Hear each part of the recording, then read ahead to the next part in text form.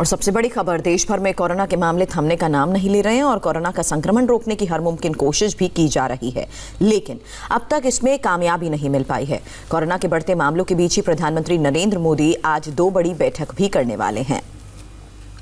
पहली बैठक कोरोना से सबसे ज्यादा प्रभावित 8 राज्यों के मुख्यमंत्रियों के साथ होगी, जबकि दूसरी बैठक प्रधानमंत्री देश के 30 मुख्यमंत्रियों के साथ कोरोना वैक्सीन के वितरण की रणनीति पर चर्चा करेंगे। कोरोना के बढ़ते मामलों के बीच ही आज की ये मीटिंग्स बहुत अहम है। सभी देशवासियों की तपस्या, आपके त्याग की वजह से भारत अब तक कोरोना से होने वाले नुकसान को काफी हद तक टालने में सफल रहा है। अनुशासन का उसी तरह पालन करना है जैसे हम करते आ रहे हैं।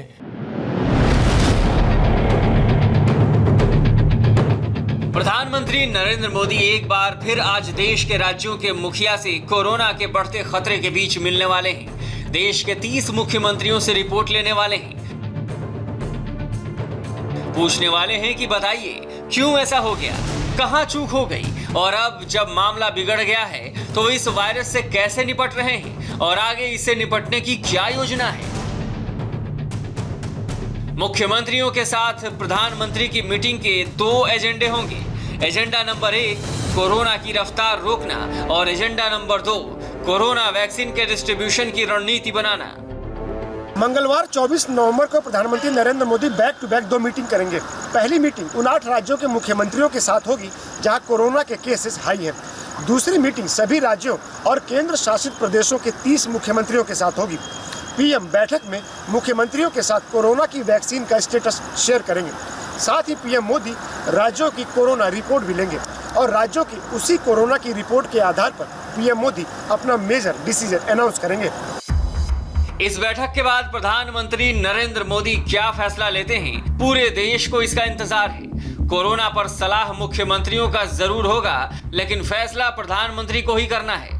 मोदी के साथ मीटिंग में सबसे पहले उन मुख्यमंत्रियों का नंबर आएगा जहां कोरोना के केसेस सबसे ज्यादा हैं, मतलब जहां कोरोना की स्पीड सबसे तेज है। भारत में कोरोना के करीब 92 लाख मरीज हो चुके हैं।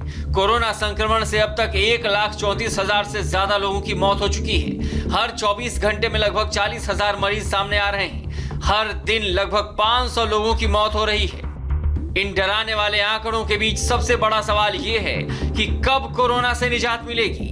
लगभग साल भर से कोरोना पूरी दुनिया के लिए काल बना हुआ है और अब भी आंकड़े डराने और दहलाने वाले हैं। बीमारी ने सिर्फ इंसान को इंसान से नहीं, बल्कि राज्यों से राज्यों को जुदा कर दिया है। डर और खौफ के साए में जीते हुए साल बीत गया, इसलिए अब सारी उम्मीदें वैक्सीन पर टिक गई हैं। भारत का हर राज्य वैक्सीन वाली उम्मीदों के सहारे कोरोना से लड़ रहा है। इन उम्मीदों पर आज प्रधानमंत्री नरेंद्र मोदी राज्यों के मुखिया से चर्चा करेंगे, समझेंगे कि वैक्सीन को हर शहर, हर गांव, हर मोहल्ले तक कैसे पहुंचाएंगे। वैक्सीन आने से पहले पीएम मोदी वैक्सीन के वितरण और टीकाकरण के मेगा प्लान पर राज्यों के साथ चर्चा करने वाले हैं। दवाई बनाने के लिए हमारे वैज्ञानिक कठिन तप कर रहे हैं। दुनिया भर के वैज्ञानिक लगे हुए हैं। सबसे धनवान देश के लोग भी लगे हैं और गरीब देश के लोग भी लगे हैं। लेकिन जब तक दवाई नहीं, तब तक ढिलाई नहीं। मोदी सरकार ने लॉकडाउन का ताला धीरे धीरे खोला था। लॉकडाउन से अनलॉक तक आने में हफ्तों, महीनों का टाइम लिया गया था ताकि लोग कोरोना गाइडलाइंस को अच्छे से समझ लें और कोरोना से बचने के तरीकों को अपनी जिंदगी में उतार लें। खुद प्रधानमंत्री बार बार याद दिलाते रहे कि जब तक दवाई नहीं तब तक कोई ढिलाई नहीं, लेकिन इसके बावजूद लोगों ने त्योहारों में ऐसी लापरवाही बरती कि दिल्ली में हर घंटे 5 लोगों की मौत होने लगी। कोरोना संक्रमण का खतरा अभी भी बना हुआ है। 2 गज की दूरी, मास्क और साबुन से साफ सफाई के नियम किसी भी हालत में भूलने नहीं हैं। जरा सी ढिलाई खुद को, परिवार को, गांव को संकट में डाल सकती है। दिल्ली ही नहीं, कई दूसरे राज्यों में भी हालात बिगड़ रहे हैं। कहीं नाइट कर्फ्यू लगाया गया है तो कहीं दूसरी सख्ती बढ़ती जा रही है। अगर हालात नहीं सुधरे और लोगों की आदतें नहीं बदली तो अनलॉक फिर से लॉक हो सकता है। केंद्र सरकार के साथ राज्य सरकार भी धीरे धीरे पेच कस रही है। अब सवाल सबके सामने यही है, क्या हम फिर से मिनी लॉकडाउन की ओर बढ़ रहे हैं? इसका जवाब आज की मीटिंग के बाद पीएम मोदी दे सकते हैं। दिल्ली में कोरोना का कहर जारी है। पिछले